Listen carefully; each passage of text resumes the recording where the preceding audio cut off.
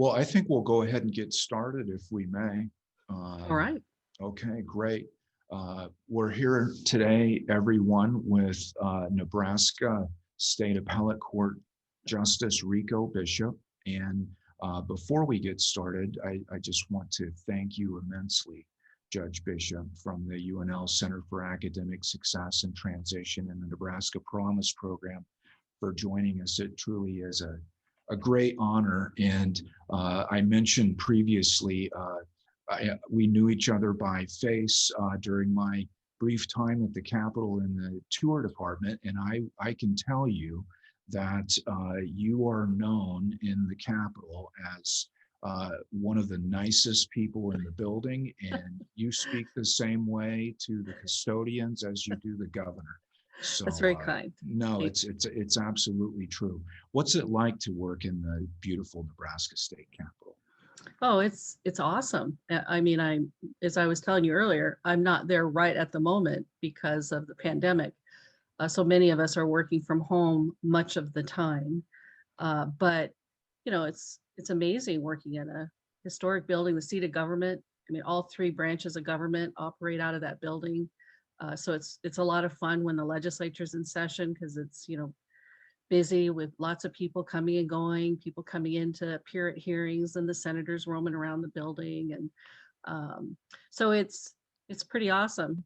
I feel very privileged to be there. We've talked about as well, my students and myself, how the appeals court is actually one of the oldest rooms in the Capitol, and with lots of original furnishings and whatnot. So that's especially a nice place to work from. It is, and they just refurbished it here recently, the Supreme Court's courtroom. So the Court of Appeals courtroom is what you see behind me. And the Supreme Court's courtroom is across the hall from the Court of Appeals. And it is now under renovation. Our courtroom was under renovation for the past couple of years. And so now the Supreme Court judges and our judges, the two appellate courts, are sharing our courtroom. Okay. We were sharing the Supreme Court's courtroom for the past couple of years. So that was kind of fun. Very good. Well, I'd like to start, if I may, this afternoon with a little bit about your background. You were born in Nagoya, Japan. Have your bachelor's in English and education from Kearney State College. You taught English and creative writing in Elkhorn and Bellevue schools. Worked for a marketing firm before law school at the UNL College of Law, and then worked for many years as an attorney as well after law school, and even an adjunct instructor for a time at the UNL College of Law before becoming a Nebraska State Appellate Court Justice. What a rich and varied background. And we've talked a lot in class this semester about the value of a liberal arts-based education and not specializing too early. And many of my students by name, Maria, Ashley, Aislinn, Tate, Trevor, Michaela, Anna, and Lucy would all like to know, and so does their teacher, Dan, about that journey from English and creative writing teacher to appellate court justice. And perhaps my student Shelby puts it best when she asks, was there a major turning point where you decided to change your career path from education to law, or was it a steady over time realization? Yeah, so that's a great question. Thank you for asking. You know, when I graduated from college in 1977, most women didn't really have law school on their radar. We were looking at careers in education, or perhaps to be a nurse, not even to be doctors, but to be nurses. It's the way the world was at that time. Women really didn't have the opportunities you have today. And so for me, you know, I wanted to go to college. I knew I wanted to get a degree. I loved reading and writing. So English just seemed like a natural fit for me as a degree. And I did enjoy studying, you know, reading a lot of having the literature courses, the writing courses. So then I taught school for about 7 years, and I loved teaching. I love the experiences that I had with students and with other teachers. So it wasn't like some light bulb went off at any point, but what kind of was happening is as I was teaching, things would come up where people would have a complaint about something. For example, I remember sitting in the teacher's lounge and one of the male teachers came in and he was just kind of steaming. And I asked him what was wrong. And he said, well, I just broke up a fight out in the commons area between a couple of kids and they broke my glasses. And I went to the office to see if they would pay to replace my glasses. And they said no. And I thought, wow, that's not fair. You know, I mean, you were doing your job, you were breaking up this fight. I'm not even sure that was his job, but he did it anyway. And, you know, I thought that's really unfair. And I found myself kind of frustrated. I don't know how to help him. I wanted to help him, but I didn't know how. So anyway, personal circumstances took me away from teaching because my husband ended up moving to Milwaukee and taking a job in Milwaukee. So I shifted gears a little bit because my teaching degree was, you know, here in Nebraska. And I thought, you know, I'm going to do something a little different. Well, because we weren't sure how long we'd be in Wisconsin. So I went into the business world and I was able to use my English degree. You know, I got a job working in office management. I was an executive assistant to a president of a company that was, you know, multi-million-dollar, 150 employees. I learned a lot about running a business and totally enjoyed my time. But even there, you know, things would come up. It'd be, why can't we do this? Or why do we have to do that? And, you know, I was in charge of one of the things I had to do was plan the annual Christmas party. And I, you know, I'm like, oh, it'd be more fun if we could offer a couple free drinks to the employees. And, you know, the lawyers would say, no, no, no, no, we can't do that. We don't want to expose the company to liability. And I thought, you know, boy, this is frustrating. I sure wish I understood the laws and understood, you know, how to do things better inside the laws. And so it just became time. And I was fortunate that I had a very supportive husband who I said, you know, a while back, I started thinking about going to law school and I'm thinking the timing might be right now. And he agreed. And so I applied to Nebraska and, you know, I was a non-traditional student at that point. I was, I think, 32 years old. And they offered me a full ride. Yeah, I did really well on the prep exam, the LSAT, the entrance exam. So I did really well on that, which I was fortunate. I did study hard for that. And if anybody ever wants to talk about that, call me because I'm happy to talk to you about that because I think there is a way to study and do well on that test. So so I attended Nebraska Law and my first job out of law school was to clerk for the chief judge of the court I'm now on, of the Nebraska Court of Appeals, I know Richard this. Sievers. Yeah. Yeah. Mhm. So this is an awesome story because so my first job is a law clerk for Judge Sievers. I Mhm. clerked with him for a year and then I went to a law firm in Lincoln for 20 years. And then when he retired after 20 years, I became his successor. So I literally, and then he went to my law firm and took my office. So we Oh my literally, gosh. yeah, we literally traded offices. It, That's it, a it, remarkable story. it really is. I mean, he went on as counsel at my firm and I came over and, you know, after being appointed. So it was a remarkable moment when we literally changed offices. And I will tell you, when I was clerking for him right out of law school, I loved the work, but never in my wildest dreams did I think the timing and circumstances would be such that there would be an opening at a point where I might feel qualified to apply for the job. And I honestly, Judge Sievers did not coordinate with me. He did not ask me, you know, hey, Riko, I'm thinking about retiring. Or are you gonna, he didn't do that. I think he actually even had somebody else in mind who might be his successor, but but he has since told me he's super happy I got the job.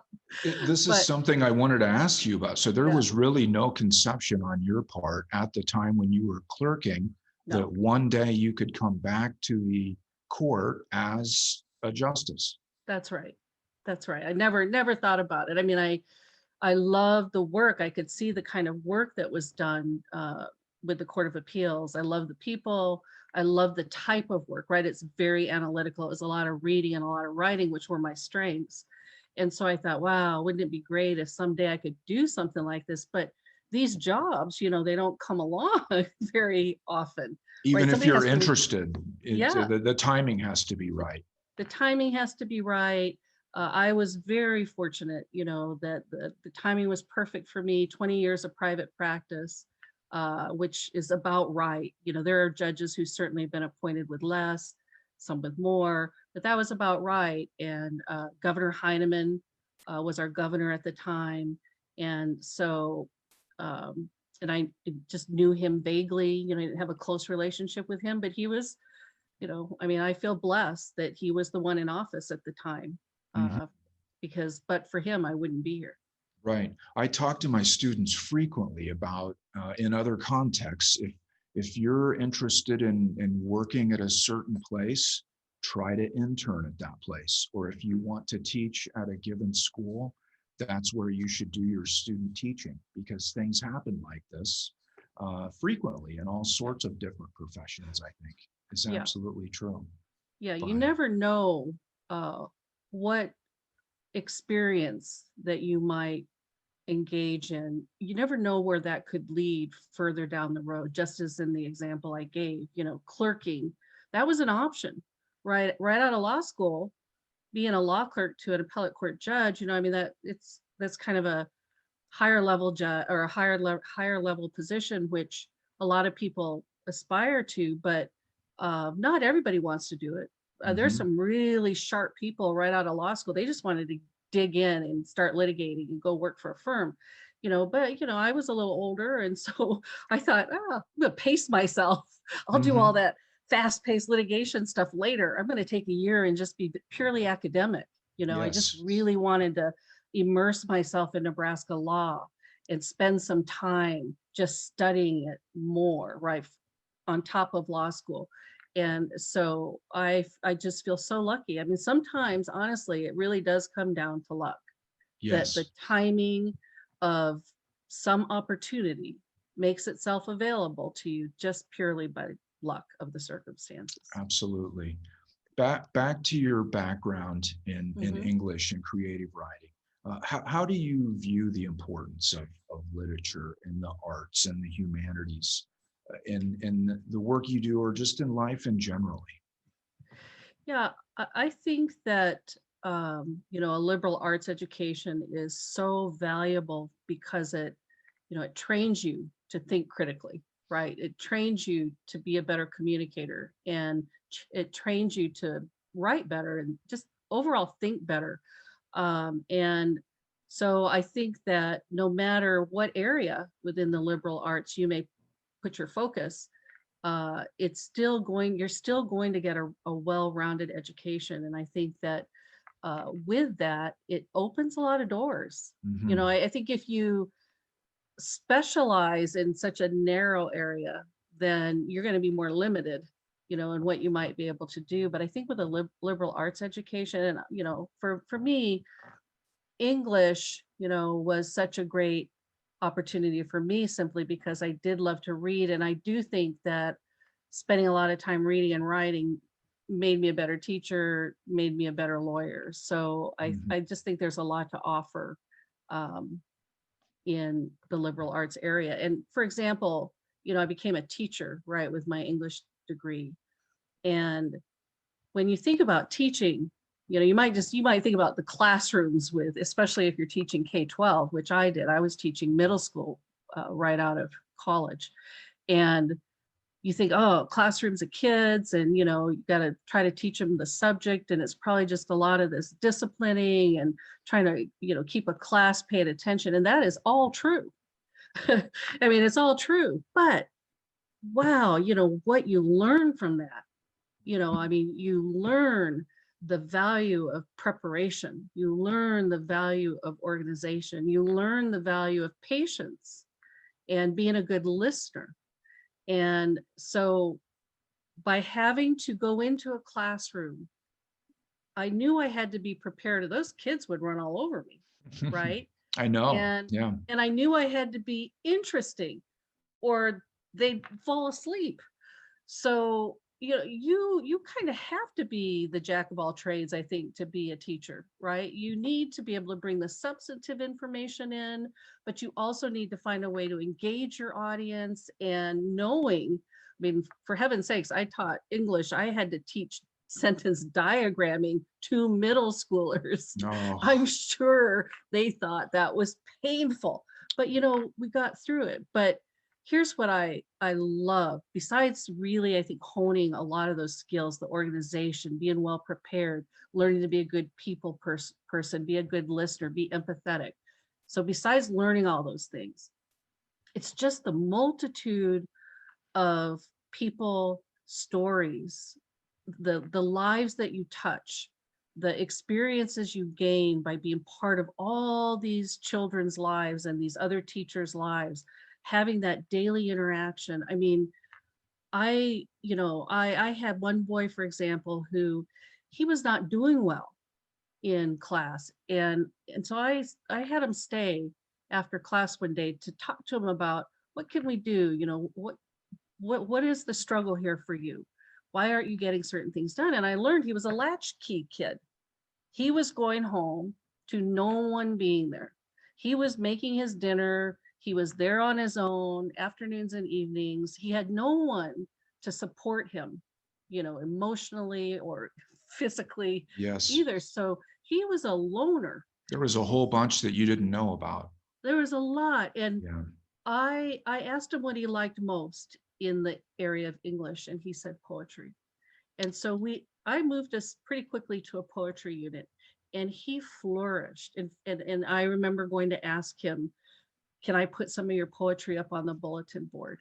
And I have to tell you, by giving him that recognition and by actually, he agreed, I put his poetry up on a bulletin board, having other children then complimenting him on his poetry, he grew emotionally. He finally had somebody supporting him and appreciating him, which was an emotion which I don't think he got very often. And so I learned the importance of valuing every person. I think Dan, your teacher, the importance of being able to reach out to each person, no matter their circumstances, but you just gain so much knowledge about people. Absolutely. Oh, that's a moving story. Yeah, I love teaching. I really kind of regretted leaving teaching, but like I said, circumstances took me away. But I think I still am teaching. I'm talking to a class today, absolutely. And so that makes me happy. Yes, yes, makes me very happy. Oh, that's a tremendous story, and the idea that poetry could be the conduit for that to happen. Are you a creative writer yourself, Judge Bishop? I am, and I actually sold a short story to Scholastic magazine decades ago, and then they sold it back to me because they weren't going to be able to they were putting together like a science fiction magazine, and then they ended up not doing that, so they gave me my rights back. They didn't sell it back to me. They gave me my rights back so I could sell it again if I wanted to, but it's probably sitting in a box downstairs somewhere. But yes, I'm a creative writer, and I will tell you that hurt me when I went to law school, because law school is not about creative writing. Different kind of writing. Is about analytical writing. That's right. Yes. So there was some adjusting I had to do. Do you still engage in creative writing? Do you have time for that?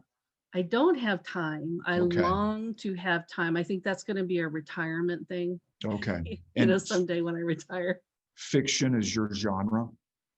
It is, but I also feel that my life experiences and my work, as a lawyer and a judge, there may be some nonfiction stuff that's conceivable. But no doubt. Yeah. I hope both of those come to pass. Thank you. I hope so too. I would like to know what your tastes are in literature or reading generally, but as well in music, movies, the arts. Boy. Well, I love all kinds of music, and I did use music to teach writing, creative writing. I used music to inspire people's, minds to go wherever the music would take them, and how that would lend itself, on paper. And it was a great experiment with students to do that. But and I tended to use in those cases, some classical music, Yes. and sometimes some, a little bit more contemporary. I love all kinds of music, and reading, I read just about, I don't have time anymore to read a lot outside of work, because as an appellate court judge, we're reading thousands of pages a week. And so it's a real treat when I have to schedule time to pick up a book and just enjoy it. I think the last nonfiction book I read was Just Mercy by Brian Mhm. Stevenson, which is a fabulous book. And if you have not read it, I Okay. strongly encourage you to. I know they made a movie out of it. The movie was okay, but I think you'll get much more out of reading the book, Just Mercy by Brian Stevenson. It's Very about good. racial injustice, about prejudice in Alabama, a man on death row, and this lawyer's work in exonerating him. And so Okay. it's a tremendous book. And I think what I loved about, I mean, there's so many different areas of law that he gets into in there with stories of real people, which is fascinating and disturbing at the same time. But it's a reminder. I think reading books like that are a good reminder of what life has been like in our country. It helps us understand what we're seeing today. Mhm. We are still struggling, obviously, with race-related issues. And the more you can read about our history, about people's experiences, the more you can better comprehend, I think, where people are coming Yes. from all perspectives. Right. Favorite fictional authors of Mm. fiction, rather? Yeah, I mean, this is going to be a little bit embarrassing because you're probably wanting, like some classic traditional Not at all. No. author. And I mean, I kind of got myself, before I went on the court, when I had a little bit more time, I was reading sort of espionage stuff, so I was Oh, reading Vince Flynn books and Nelson DeMille, and can't even think. last Yeah, night I began a spy novel by Len Dayton. yeah, John Le Carre, all of yes, those are yeah, that's right up my alley. yeah. Uh, Robert Ludlow, some of those, I mean, yes. that I love that stuff. I think I always have loved, the intrigue in them, and I love having the hero who saves our country Oh, ultimately. absolutely. Absolutely. I have to tell you, and this is very selfish, it gives me uh, great confidence that someone as prestigious as yourself and in such a position comes from an English and creative writing background. I think I said the same thing once to vice chancellor at UNL.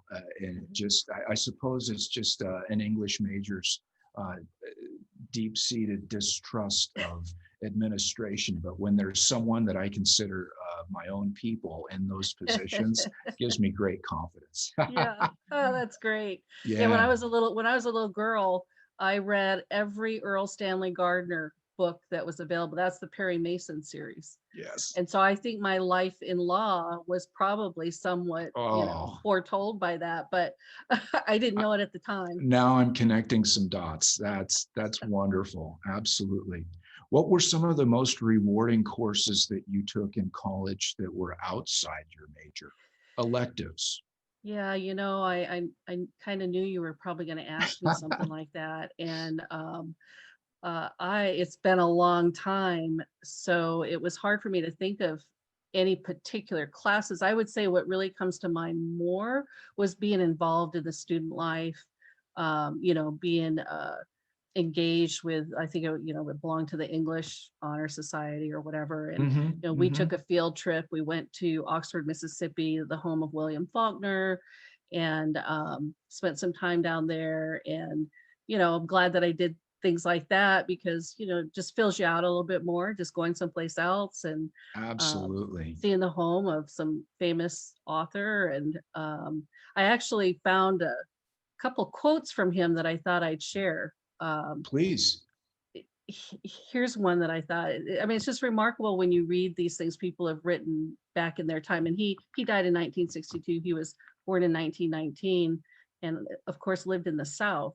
But he wrote things like, you cannot swim for new horizons until you have courage to lose sight of the shore. I thought that was pretty solid.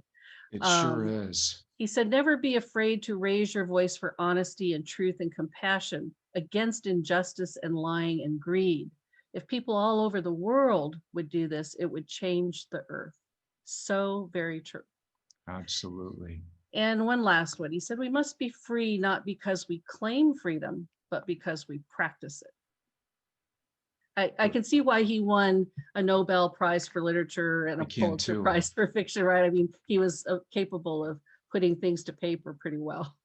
That's obvious. Absolutely. Have you been able to return to Japan at any Have point? not. You haven't. Perhaps one day.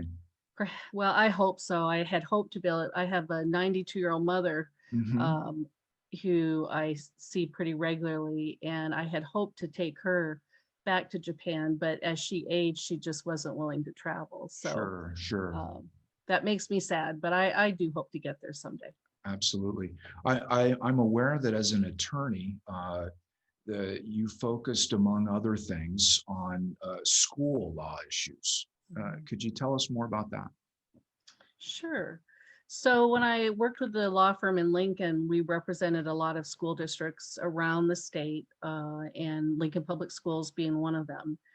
And so a lot of my work was focused on their needs. I did some outer state of the state school districts as well, but I did quite a bit with Lincoln Public Schools.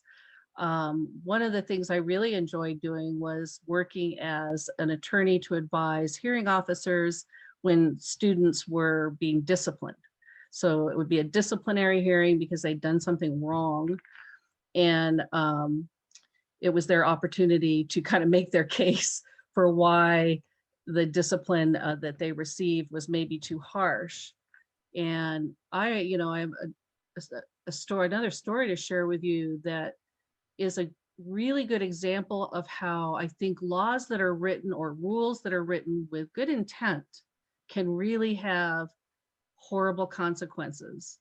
And so the importance of making sure laws are written well or rules are written well and that the policy reasons underlying them need to make sense. Mhm. And so we had it was a hearing where, and understand, I don't get to make the decision. I'm only there to advise for process and so forth. The hearing officer, who was normally like a principal or assistant principal from another school, not related to the student at issue. Okay. So in this case, the student was, I want to say he was maybe a third grader, fourth grader. He's just a little guy, maybe even younger than that. But on his way to school, as he's walking to school, he sees a razor blade and he picks it up and he thinks, oh, this is cool, a razor blade. Takes it to school, puts it in his locker, and then during some break shows it to people, does not threaten anybody, just shows people, look what I found on the way to school. So that constituted, under the school district's rules, a dangerous weapon. Mhm. And at the time, Lincoln Public Schools had a zero tolerance policy. So zero tolerance policies were kind of making their way around the country, and Lincoln had adopted zero tolerance, meaning we don't care what your reason was. We don't care if you had good intentions, or not, at least you didn't have bad intentions. That If kind of you verbiage sounds good to the public. yeah, Zero yeah. tolerance. Yeah. Well, and in defense of it, I would say what it does is it excludes the ability to bring prejudices or biases into the equation. So whether you're the valedictorian of the class or you're the troublemaker of the class doesn't matter, because if it's zero tolerance, if you both broke the rule, you're suspended or you're expelled. So in defense of it, that's what it was trying to do, Mhm. right? It was trying to remove all those kind of judgmental Context. factors. Yeah. Yeah. And so, but the problem is you can't do that and apply, I don't know, it's just hard to apply fairly because facts do matter. The individual facts do matter. And in this case, this kid really had no ill intent. He didn't understand that he should not have brought that to school, but the school expelled him under the zero tolerance policy.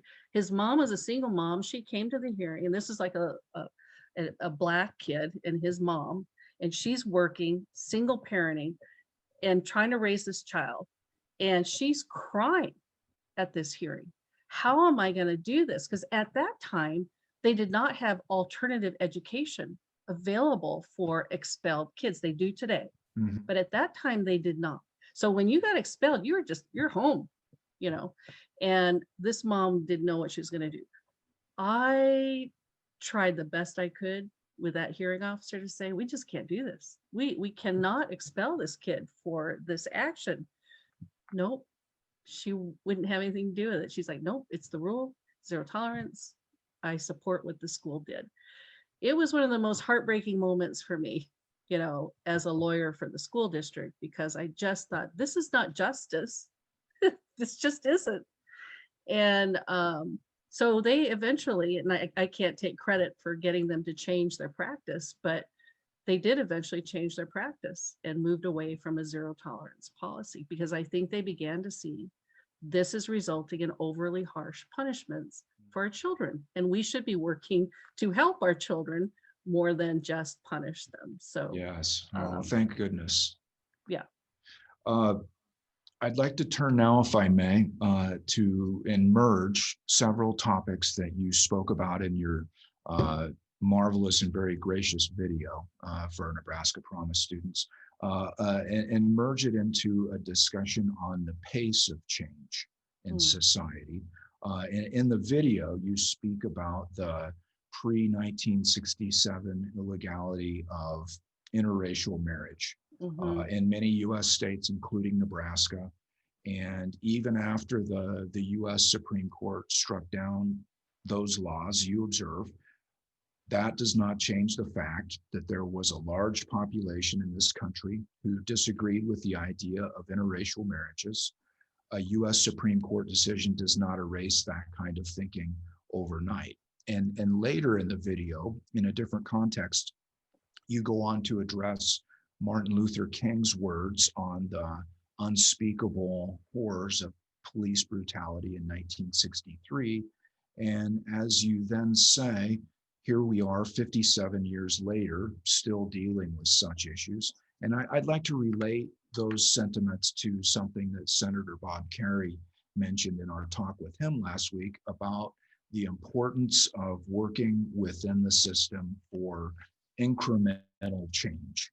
And as tensions and frustrations have risen dramatically in our country, and Lincoln even in recent years, slow change is a tough sell to get behind sometimes. And also not least of which because of our immediate gratification, short attention span, Twitter-based culture.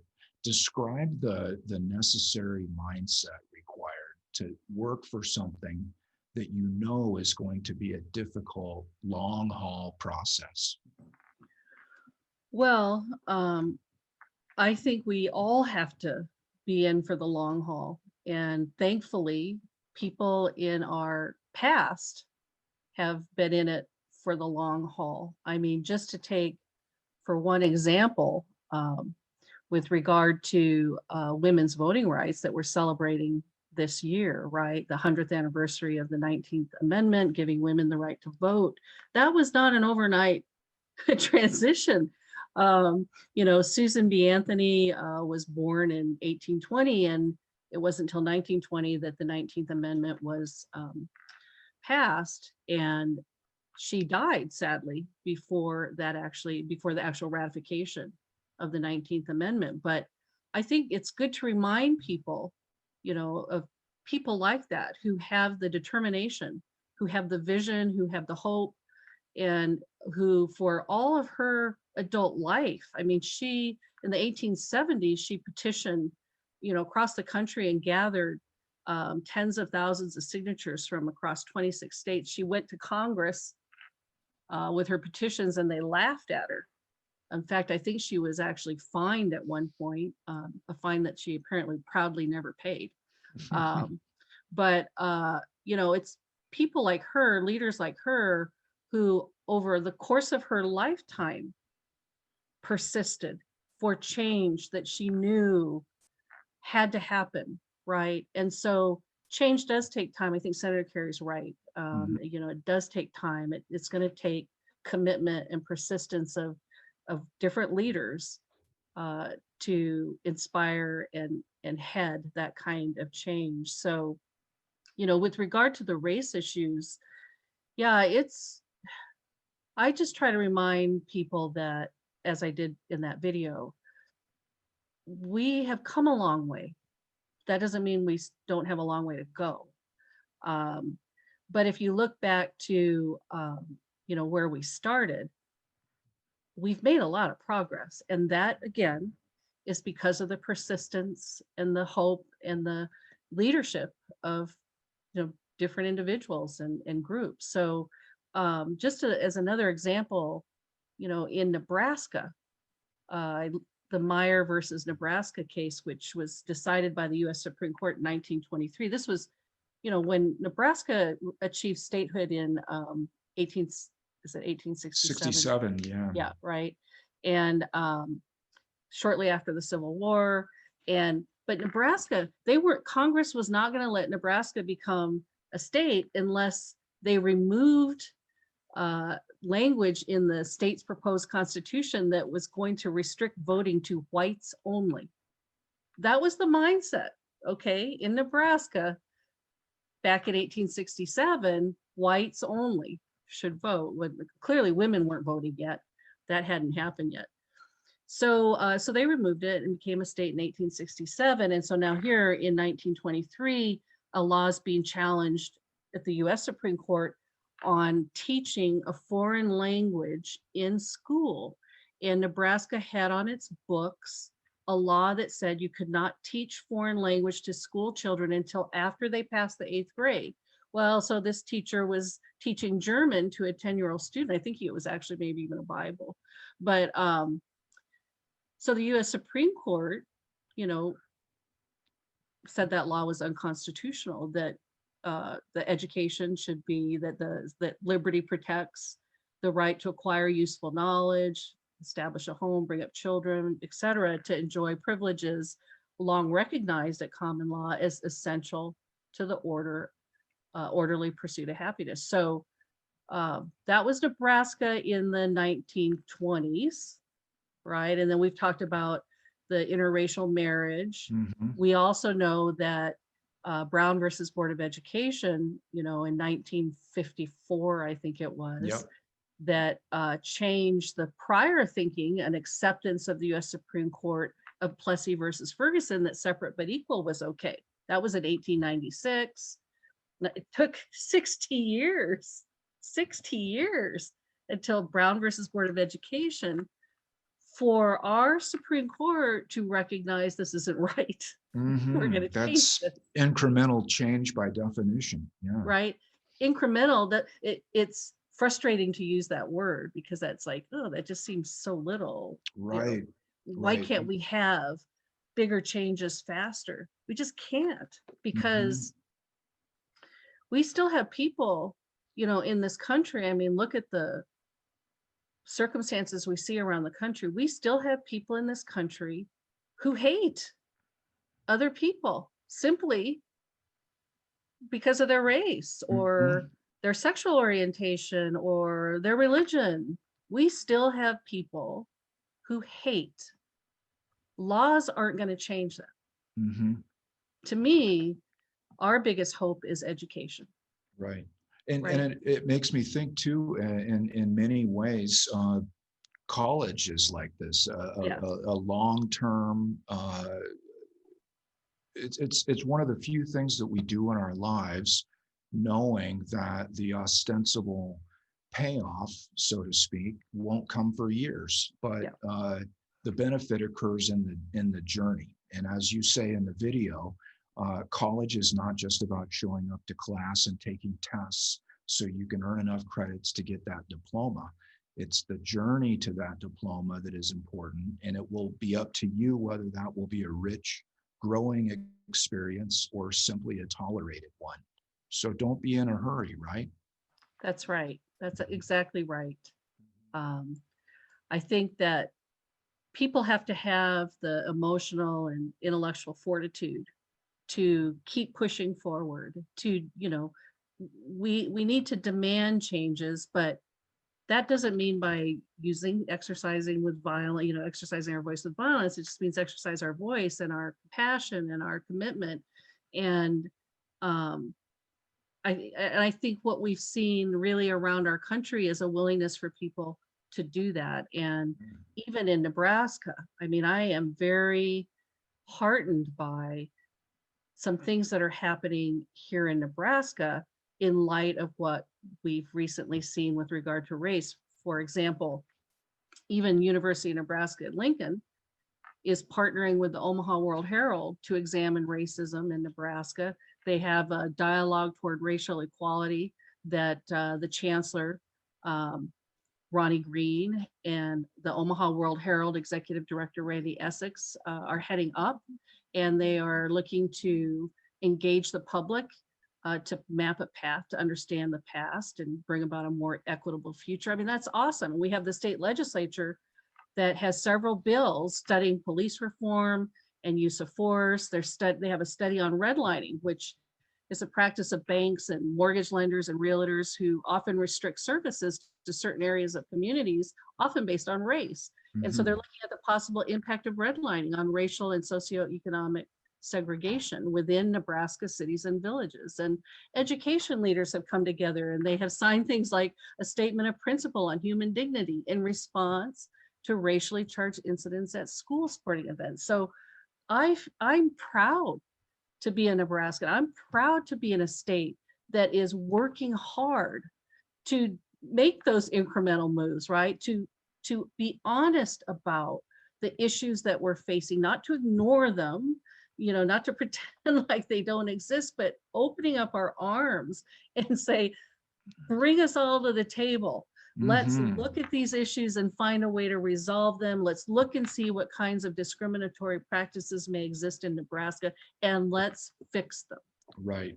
I'm proud to be in a state that's taken the charge on that. Absolutely. And as one of my students, Rye, asks as well, or points out the importance of finding that common ground, especially in polarizing times such as today, finding ways to come together as opposed to moving apart. Absolutely. I mean, I don't think in my lifetime I can remember it being so polarized, us being so polarized as a country. It makes me very sad, but I'm hopeful because I do feel that there are a lot of really strong, reasonably minded, good people who know what's right. They know what's right. And we're going to keep moving forward to make our state, our communities, and our country better with that group of people. There's always going to be a smaller group, and I suppose until time maybe turns over enough generations that we can perhaps have a more harmonious, unified country, but that is not going to happen quickly. And we all just have to be patient. We need to be, and I do want to make this point, we need to be good listeners and hear truly why people feel the way they feel. Why do they have these prejudices? Why, or biases, and is there anything that we can do to help with that? I watched a program a long time ago about prison inmates and rehabilitation programs, and I was so fascinated by some kind of 7-step program that they had to take really hardcore criminals and try to rehabilitate them into being, a more productive person. And one guy stands out to me. He used to be a white supremacist. He had tattoos, very defamatory tattoos and things all over. And he went through this program and he said it helped him discover he was the product of his parents and the family, the environment that he was raised in was full of hate, towards Blacks and any other minority. And whatever. He grew up not liking himself very much. I mean, just because of the way his environment was, he didn't learn how to appreciate other people or respect other people. And this program miraculously, I mean, helped turn him around. Now, it probably helped that he was facing life in prison. So, it was like, make a change and try Right, to make right. the most of the what life you have now. Sure. But I keep thinking I need to find that video because I think he was a Nebraska inmate. I really want to go talk to him. Mhm. I really want to go talk to someone like that to find out and listen and hear him personally talk about why he had so much hatred. How was that developed in him? What were the things his parents said, or what were the things he saw? Or, I really want to know. And I think all of us should want to know that. We shouldn't just say, oh my gosh, yeah, I'm glad you're going to be locked up forever. Right? That's Right, not the right way to look at it. The right. right way to look at it is, isn't that sad that Hmm. this guy is now locked up in prison forever because he was the product of parents who raised him to hate, and Right. therefore he went out and I think he killed somebody. You speak about the importance of listening in your video, and specifically you speak about that importance of compassion, of having compassion and understanding even for those with whom you disagree. Couldn't be more important today than it's ever been. Yeah. But I'm going to turn Right. it over, if I may, to directly to some student questions Okay, here, sure. because I've got a boatload of them. Some really good ones too. Sydney and Layla would like to know what it's like being a woman in your profession in 2020. Um,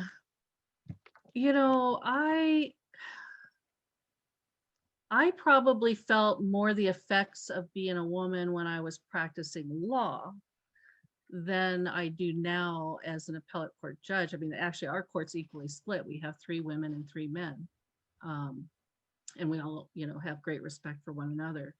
But as a lawyer, I would say, for example, I remember going into a courtroom and it was kind of pandemonium in county court. It was one of my first times in there. And, there was a more senior male lawyer who thought, well, I was like a secretary or somebody who was in there, not a lawyer there to take up my case. And, I remember one time being at a social gathering with a bunch of lawyers at a particular law firm in town. And one of the older male lawyers, said something to me like, hey, if you can't cut it in the law, you can always be a hooker. So I mean, to me, there were instances like it. I'm pretty thick skinned, so that, I mean, I think it helped growing up with 2 brothers. I grew up as a tomboy.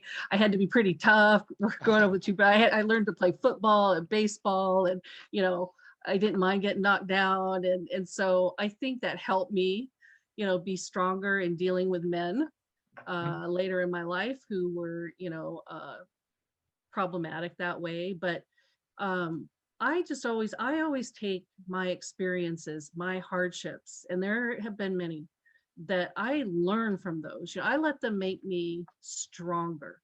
I remember an attorney when I was a very new lawyer, and I was working on a divorce case, and he was one of the more experienced lawyers in town, and he was a bully. I remember being on a phone call with him, and I'm positive he had his client in his office because he was just yelling at me and screaming at me and saying I didn't know the law and blah blah blah. And so finally, I said, yeah, we're not really getting anywhere, so I'm going to go. And Yeah, he I remember going into and I think he did it because I was a woman and he he, because he was I was, showing off for his he client. was, yeah. Yeah, But yeah. I don't think he would have done that if I was another one of the guys. Right, right, Right. right. Yeah. Absolutely. But I Yeah. remember going to my senior partner, a male, and I had tears. I wasn't crying. I managed to hold back the tears, I but would have been. Yeah. I know my eyes were watering, and I Mhm. just said, you know, I can't believe what just happened. What is And this? yeah, and he was so kind, and and he's like, just grow from it and learn to, have a tough skin and just do your job and just be the best lawyer, because you're gonna win hands down every time when all they've got is being a bully. And he was Mhm. absolutely right. I went to every courtroom hearing, every trial, fully prepared. And a lot of those men, they came unprepared. And I would beat them on the law, I'd beat them on the evidence. And eventually I got a lot of respect from some of those people who had mistreated me. The mileage they got from their gender ran out ultimately. Yeah. Yeah, I guess. But should we have to go through that? No. I think it's getting better. I think that younger generations are better. This is some of the old guard. Right. Samantha would like to know how you define leadership. And I will come clean and say this is a concept that I struggle with myself, because I'm very aware that many times people want to be leaders for the wrong reasons. And I also think that in many ways, this isn't something that you decide for yourself. Other people will determine whether or not you're a leader. But in any case, what are your views on that topic? Yeah, no, I think that's a great, difficult question, because leadership can encompass a lot of things. In fact, my husband and I were having a little bit of a disagreement on what's being a leader and what's being a manager. Is there really great distinction? Right? Yeah, because I was talking about how it made me happy to be on different committees, and but sometimes frustrated not getting other people to do their part in the work effort of the committee's goals, and et cetera, et cetera. But and he was talking about you just need to be a better manager of people, and I'm thinking, well, I'm trying to be a good leader and trying to motivate people, and so that we can accomplish these important tasks. And anyway, so it just became this interesting discussion about management versus leadership. He said leadership should inspire people to do things. And he said, you shouldn't be the one that's doing the things necessarily, which, I'm like, no, I'm a hands-on person. I want to lead by example. I want to lead by doing. And he said, well, that's not being a leader, because leaders have people that will follow their lead. They kind of they can set the example, they can set the goals, and then, help inspire and encourage people to do well. And he said, that's what you need to do better, because he said, what you do is when they don't do what they're supposed to do, you just take it and you do it, because if someone else doesn't get it done, well, okay, I'll finish it. Somebody has to do it. Yeah. Somebody has to do it. So he said, that's not leadership. So I thought, okay, so I'm the wrong person to ask, I guess is what I'm trying to say, to ask about what's the qualities of a good leader, or what is leadership. But I do think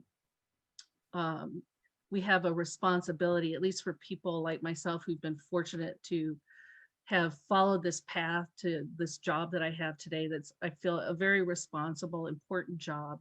And I think that I have a responsibility to talk to our future leaders and just share, difficulties and happy moments and emotional moments, and talk about how we can all be better and how we can be stronger, and how education, for me, hands down, education is the key. Education and communication, right? The more you can have a bunch of information, but if you don't know how to communicate it, then you're not really going to be able to benefit from that. So you have to be able to absorb all the information and make sure you're absorbing information from more than one perspective, and then be able to communicate in a civil way. Civility is important, right? We have to be able to talk to people we don't agree with. We have to learn to keep our cool. My husband and I have Saturday morning conversations over coffee almost every week to talk about the different issues going on in the country. And sometimes we get a little heated because we might see things a little bit differently, but I welcome that because it challenges me. And I think that's what more people need to understand, is that when people disagree, you can learn from that. Right now, and I'm not talking about the real extreme examples of people just being foolishly stubborn about something, but you know what I'm saying. There are often more than one perspective on things. So right. Has there been a mentor in your life that's been especially influential on you? Cody asks. Yeah, probably many. Yeah, I think in many different ways, just people whose paths you cross, whether, it's your first boss, or, my parents from the standpoint that they were honest, hardworking people, and were good to people. And being married to a man who, hears me out and is patient and allows me to, process issues with him. I mean, I admire him. He's the one who really encouraged me to go to law school because he saw, how much I wanted to go help people. And so he encouraged that. So just, I think lots of people who I've been fortunate to cross paths with in my life. Very good. A couple of really good questions here, and we're running out of time. Luke asks, is it difficult having to refrain from voicing your political opinions as a Yes. nonpartisan judge? Yes. It's very difficult. That's why I love my Saturday morning coffees with my husband, because I can let it all out. You are right on that in that argument, by the way, your emphasis on leadership over being a manager. But yeah, no, it's very difficult. I love, I'm very fascinated by politics. I would love to be more engaged. I'd love to be more vocal. I definitely have opinions, and they're not just on the law. Mark asks, have you ever had a case change your perspective on how you view things? Yes, I think so. I think I have been changed since I've been on this court now 7 years, that I am now looking at criminal sentencing differently than I did before. Honestly, I didn't think much about criminal sentencing when I was practicing civil law, right? I mean, I didn't handle criminal cases, so I wasn't defending them, I wasn't prosecuting them. It was another world. And now it's part of my world on a very regular basis. And I will say it has made me much more aware of the potential for inconsistency, for unfairness in the application of sentencing laws to criminal defendants. And it's on one of my to-do lists, that I want to look deeper into how we can do better as a state. So I'd like to work with trial judges across the state on having a little bit more consistency in sentencing, and perhaps a little less harsh sentencing for certain types of crimes. I mean, I remember one of the first sentencing cases I had to address, I wanted to reverse. And the other two judges on my panel with me said, well, we're not going to get on board with you because as an appellate court, and this is something that I think a lot of people don't know, we don't get to just reverse things we don't like, because there'd be a lot more reversals if that were true. Trial judges have a lot of power. We are constrained by what we call a standard of review. And our standard of review for a criminal sentence is called an abuse of discretion. So unless we can say that that trial judge abused his or her discretion in making that sentence, we can't reverse it. So it has to be so out of whack. So ordinarily you look at, is it within the sentencing range? Yep, it is. And then you look at all the different factors and you have to be able to say, yeah, that's an abuse of discretion. Well, what is that? Right. Just because I don't like it doesn't make it an abuse of discretion. So that's been a real frustrating part of the law for me. And I think I have a new perspective that I didn't have before. What's gratifying? Well, no, it's a great question. It is. And what I think just what's most gratifying for me just in our talk here today is the obviousness that you are still growing and learning even after having reached what so many would consider the pinnacle of a profession. I mean, you're talking about going out and hearing and listening to other people's points of view. And you're not sitting on your laurels in the beautiful appeals court and enjoying things, but you're actively out trying to make yourself better. Yeah, and I think that does go to the leadership question a little bit too, right? Is taking the information that we're fortunate to be privy to in our roles. And I had a couple different committees, and I've been working on trying to fix some of our divorce and custody laws and processes. And I work on judicial branch education, so what we're teaching our judges. So I think that leadership are the people who are willing to take that extra time outside your day job. My day job is a night job and weekend job, Me but too. you know what I mean? And so it's like taking, because you have the benefit of being part of a job that allows you all this access and allows you to learn all this information, then to take that and to make things better. Hmm. You know, I think that's leadership. To use that power to extend to people who Yes, don't enjoy making, that. Yeah. absolutely, make life more fair, more just for people across the board. If we can do that, then that's good leadership. Judge Bishop, I think that those are the words that we'll end with today. That is just fantastic. Once more, I just want to tell you what a true honor it's been speaking with you today. And now I know how to reach you, so I'll probably be bothering you all the time. But truly, it's just been really inspirational. Well, Dan, thank you so much for inviting me and to have this opportunity. I uh, love having a chance to be able to talk with students in particular about these types of issues. And if in some way I have left anyone feeling like they can be stronger and they can motivate themselves to do more, right? And if I can help people feel determined about finishing this education that you are just starting, right? There's, like I said before, there are going to be hard moments. There's going to be some tough times, but the key is to be determined about where you want to go and what do you want to accomplish? Who do you want to be, right? And who do you want to help? That's always been my goal, is who can I help? That's what I Oh, want to do in my life. I want to help people. Now I'm helping them in a little bit different way, but I have felt very good about some decisions, that more dissents that I've written that have ultimately resulted in the right decision.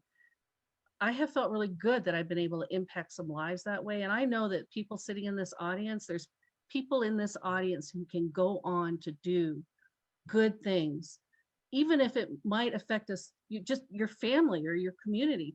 That's great, right? It doesn't have to be something that goes nationwide. I'm never going to right. do anything that goes nationwide, but the idea is just to be determined and have the goals, right? And persist and not let defeat you. That sort of just selflessness and Nebraskan perseverance, tenacity, right? Yeah, absolutely.